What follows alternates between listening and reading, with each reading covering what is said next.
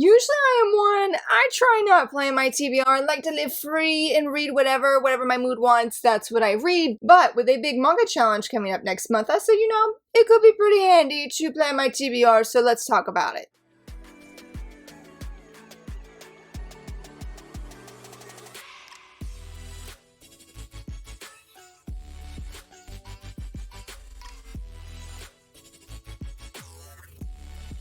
Hello friends, happy Wednesday, so very excited that you're here. Having a more of a chill top 5 Wednesday video that really doesn't require a lot of planning. I feel like I'm sort of recovering from the stress of the past few weeks, sort of the past few months if I'm honest, and just trying to steadily go back into things. So hopefully you'll be looking forward to this video. Shay at Shay Geeks Out, she has been hosting, goodness, I don't know how long, but I definitely know at least for a year now, at the very least I'm aware of, okay? She's been hosting when there's 30 days in a month. She hosts a manga challenge called 30 in 30, and the whole point of the challenge is to read 30 manga in 30 days. She has a video here if you'd like to go check it out because she does have some challenges. She's having a few other hosts with her, like co-hosts. You could challenge yourself to read their favorite manga or manhwa, as well as I think she's doing an A to Z challenge. I also know, at least in her Discord server, I feel confident she probably has them on Instagram as well, that she has 30 in 30 manga challenge templates. So as you read, you can go put the book on the template and track your reading. Yeah, I thought it'd be fun to sort of talk about the 5 different volume series here that I plan to read because I really would love to sort of knock out my TBR. I haven't read a lot this summer. I mean, I definitely read for my read and review shoujo spree. I did that. Really enjoyed it, but then just life just sort of went into chaos mode and yeah, haven't done any reading. Haven't done any anime watching either. I do have a pile of books that's not part of my top 5 that I will show at the very end. Mainly these top 5 are just titles I feel like that have been on my TBR shelf for a hot minute, or they're series I got from the library and I would like to read it so that, you know, I can read it before it needs to be returned, because I'm very guilty of checking out books and then, you know, not reading them because the due date is here and I need to get them back ASAP. So let's go ahead and jump right in. For number 1, this has been on my TBR maybe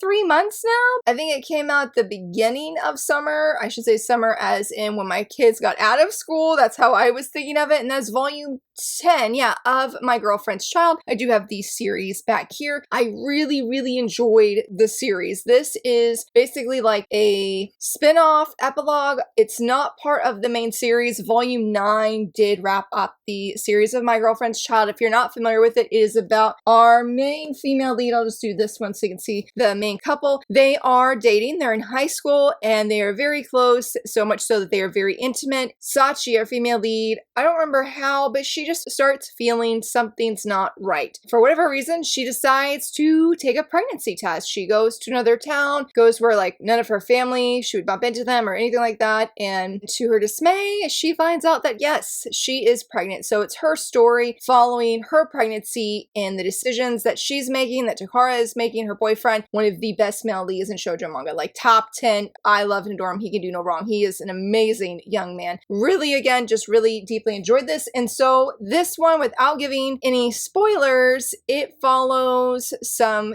characters that we have met in the main series. One of them I accidentally got spoiled on. I don't know how, but I think it was just a random tweet that I found by accident of somebody reading it. And I was very surprised to find that out. And I think it follows like 2 other characters that we maybe have not even met yet. I definitely would recommend this series if you want a really, at least what I feel is a very realistic look at pregnancy. Even being an adult and not being a high school mom, there were so many things that I deeply related to Sachi, especially when it came to the whole birthing process, all the fears you have, how your body changes and all of that, and the pressure, maybe not pressure, but the struggles, especially as a first-time mom, that come up that you are worrying about, you're not really sure. Them mentioning how Sachi had these really wild and bizarre dreams. Yes, because I was the same way. I had really bad nightmares with my second kiddo to the point where I didn't even want to sleep, which is not good, especially when you're pregnant, because you'd be grumpy, that I didn't want to sleep because the dreams were just so bizarre. So I enjoyed so many different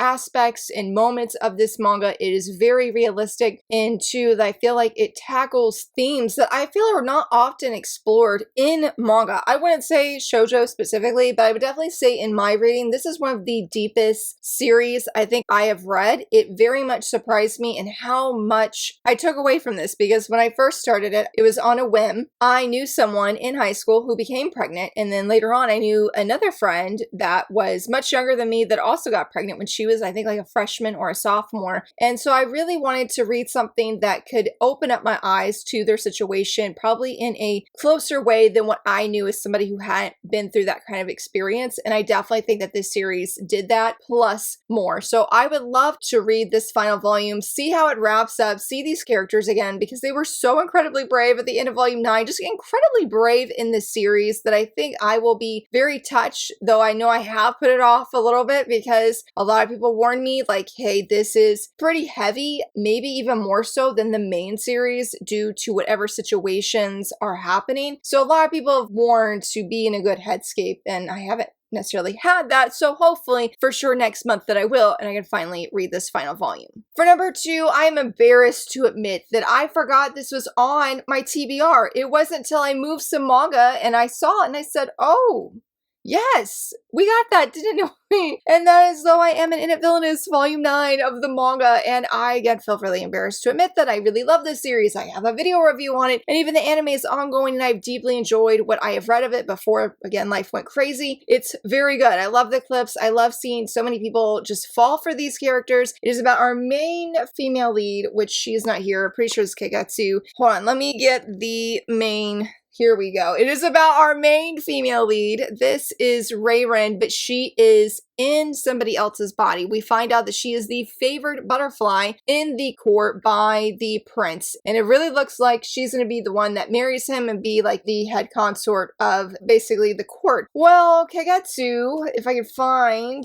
an illustration of her, she doesn't seem to like Reiren. She is not fond of this idea. So much so, here we go. This is Kagetsu. And again, she doesn't like Reiren, so much so that when there is this really special event that's happening where there's going to be a meteor shower, Kagetsu pushes Reiren off the balcony, thinking it's going to, I guess, take her out, or maybe that wasn't her intention, because she uses some magic where they end up swapping bodies. Now the favored butterfly is in the body of the sewer rat, and the sewer rat is in the body of the favored butterfly. This follows their story of this body swap that is happening, and I would say some political intrigue and a lot of other things that are happening. It has been very, very good, and that is why I'm very embarrassed to admit that I forgot that I have volume 9. I think because volume 8 was really good, but it was much darker than the previous volumes, and I enjoyed, and I can't say I enjoyed, I love Reiren. She has been my pep up and go girl who has encouraged me and inspired me, especially at times when I need that reminder to pep up and go. And so seeing some things in this last arc that really showed her struggles was very, very hard for me. I was surprised how things wrapped up with Reiren in a darker way than I expected, that I really just, I'm like, you know, I'm hurting for you and the struggles that you have. And then now we are seeing a darker side where I feel like we see the villainess. And she ain't inept, okay, to keep that as vague as I can, because I know I have several friends watching the anime have never experienced the story before that. But now, with this volume, I'm very confident that it's going to be introducing a new arc, or the beginning of a new arc, and I'm interested in seeing where it goes, because the masks have been off for several different characters, and people see the real them. It's like, well, what are people going to do now that they know who they really are, and what's just in store for these characters? I would be very curious to know, and I'm thankful that I found this volume so that I can actually read it and see, and not just be curious any longer. I do really love this cover. I love that we have this girl back, because I found her to be, if she is who I think she is, she was very interesting. I feel like it's been a hot minute since we've seen her due to things that just were happening in the latest arc and her not really playing a super large role. I do feel another consort should have a pretty big role. To be determined, friends, and very interested and excited to be back with these characters. For the first series I have on my TBR, for number 3, I am saying Since I Could Die Tomorrow. I decided to finally pick up this series from my library. I was actually really happy to see that they had it. There was a friend in a server that was, I think she was asking for series that have an older protagonist because we were talking about the credits roll into the sea and how good that is. And yes, if you haven't seen my first impression video, please check it out if you're interested in that manga because it was very good, very much surprised me. And so this was the only other series I was aware of that had an older protagonist that's published in English. She is in her 40s, and I think it seems that she is going through or about to start going through menopause, and she is sort of freaking out about this because she doesn't, I wouldn't say she doesn't know about the changes that are happening in her body, but then I guess some friends come alongside her because she is single. She works at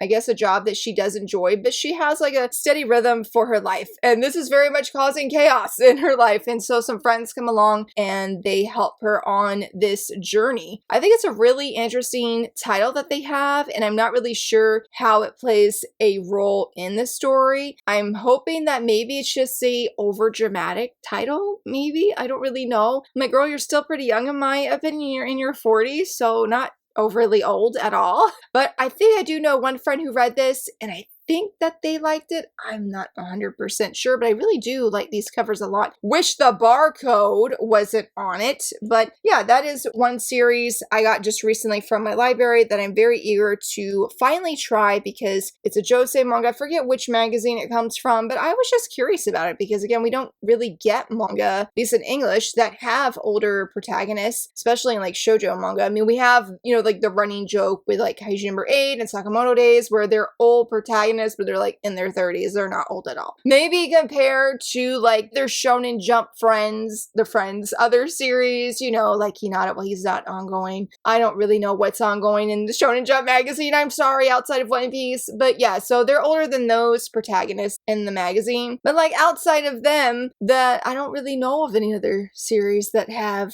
older characters. So this will be, I think, a really thought-provoking and special series to read, or at least even if I don't super enjoy it, I'm thankful to at least give it a chance at the very bare minimum. Next up is another volume that I have been really wanting to read for such a long time now, and I have seen it. I'm like, I should start reading it because I really enjoyed volume 1, and that's Shugo Chara, the 20th anniversary edition. I also have a first impression on volume 1. Really enjoyed it. This is such a special magical girl series. It's about our main female lead, Amu, who wants to be basically somebody else. She comes across very edgy and very cool and very popular, and like that's fine, but that's not who she wants to be. She wants to be cute and bright and bubbly, but she feels like that's just not her, even though that's what she's longing to be. And so she gets these eggs, and these eggs help her to be the person that she longs to be. She learns so much about herself, and I feel like just, I want to say almost spoilers and other things to keep that vague, but she learns a lot of self-discovery, and I really enjoyed it. I got really emotional, honestly, reading volume 1, and I was not prepared for that, or at least the first omnibus. So I knew for certain if there was any book that I wanted to read next month, Shugo Chara was it. I wonder if this has colored pages, by the way, because I haven't even opened it. No! There's no colored pages like there was. Is there any in the middle maybe without like looking at spoilers? No! I'm a little sad because in volume 1, there was colored pages, but there's none in here. So it's a little sad, but still very much excited for to read this. I especially love this blue though on the cover. And I told myself as well, I know volume 3, I believe, is coming out next week. I do have my Shoujo release calendar. Stay tuned for this Friday when it goes live. And I'm very confident at the time of filming this video, I haven't quite put everything together, but I'm very confident that volume 3 releases next month, and I told myself you can't buy it until you read volume 2, and I would like to genuinely get volume 3, and so I need to get up on it, especially since this upcoming weekend my kiddo has a birthday party near the bookstore where I have sold my manga, and I do have some in-store credits, so I'm like, hey, read it by then. Well, I guess if that's the case, this would be before the 30 and 30 manga challenge, but I will just say if I see it there, I'm going to be picking it up, okay? I'm just going to be honest. But yeah, I really enjoyed enjoyed Volume 1 a lot, and I'm very excited to see how our female lead grows. Also, the male lead, I forget his name right now, but he's the one that has like the cat or had cat-like features, I feel like. I'm curious to see how he grows because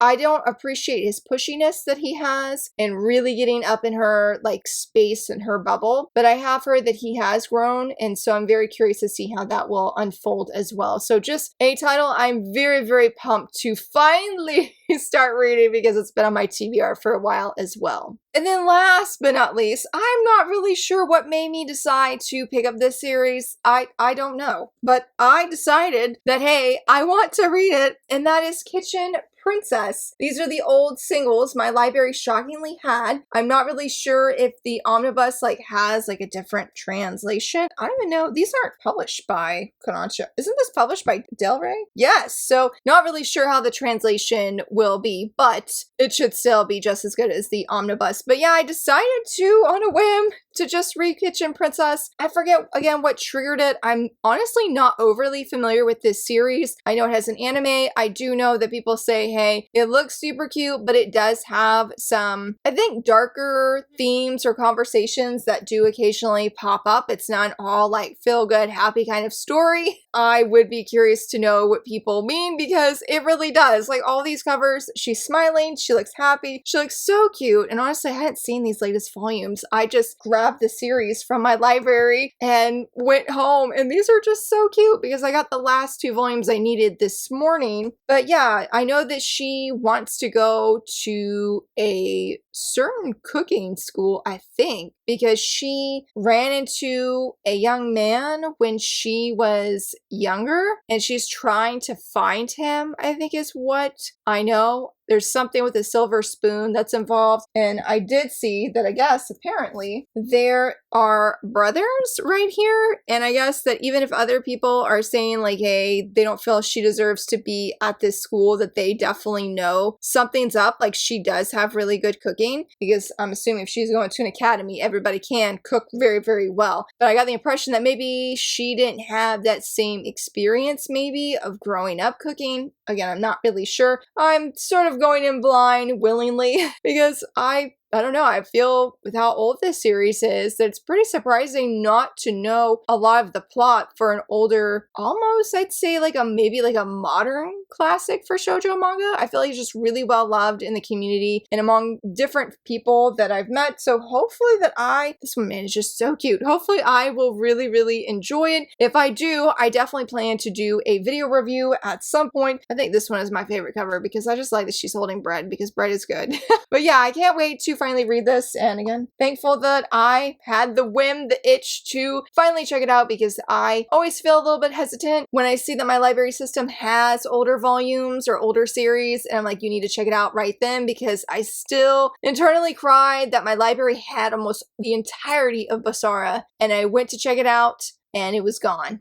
And I don't know if they got rid of it, if somebody stole it, because that was around the time where people were stealing books from the library, which was no. For shame. Yeah, I don't know exactly what happened there, but ever since then, I've been very diligent on making sure I check out older series when I do think about it. That's part of why I read Lovecom at the very beginning of this year, because I was afraid something would happen. I'm like, just start reading it. Hopefully we will get a reprint though. That'd be really, really nice. I would love to see it. So hopefully with these volumes and series that I will really, really enjoy them. I'm eagerly looking forward to the manga challenge next month. I would love to know, are you joining in or wait, I completely forgot. I said I would show the rest of my TBR that I have for this challenge. Hopefully I can get everything up here. Here it is, a little bit of a weird pile here, but yes, got some Haikyuu, Not So Wicked Stepmom, because I found my library's actually been getting a lot of manhwa that I want to check out. Full Moon, I should have gotten the whole series. I didn't think about. The Holy Grail of Eris was a pickup from earlier this year. Oh my goodness, my punchy Villainess of May I Ask for One Final Thing. I need to read it. I have the 2 volumes. Love at First Memory, Fall of False Angels, Volume 5, The Makeup Remover, Volume 2, The Eccentric Doctor of the Moonflower Kingdom. What volume is that? 13. That one's been on my shelf for a hot minute too, so I would love to also tackle these titles, but to be determined if I will or not. So, but yeah, now we can wrap up this video. I would love to know if you're participating in Shay's challenge, and also if there's anything on my TBR that you're like, Laura, you need to read that ASAP, or you want to help prepare my heart because you know something that I don't. Let me know down below. And maybe too, what are you reading next month? If you enjoyed this video, please give it a thumbs up and subscribe, and thank you so much for watching. Bye!